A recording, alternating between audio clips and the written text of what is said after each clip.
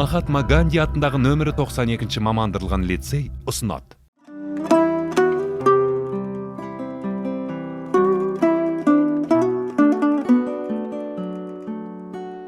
31-ші қара сөз. Естіген нәрсені ұмытпастыққа 4 түрлі себеп бар. Әуелі, көкірегі байлаулы берік болмақ керек. Екінші, сол нәрсені естігенде я көргенде ғибратлану керек. Көңілденіп, тұшынып, ынтамен ұғу керек. Үшінші, сол нәрсенің ішіне бірнеше уақыт қайтарып ойланып, көңілге бекіту керек. Төртінші, ой кеселі нәрселерден қашық болу керек. Егер кез болып қалса, салынбау керек.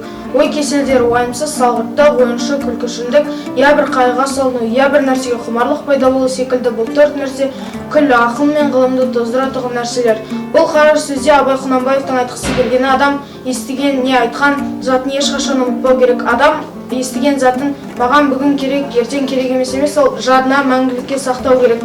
Өйткені ол болашақта оған керек болып қалуы мүмкін.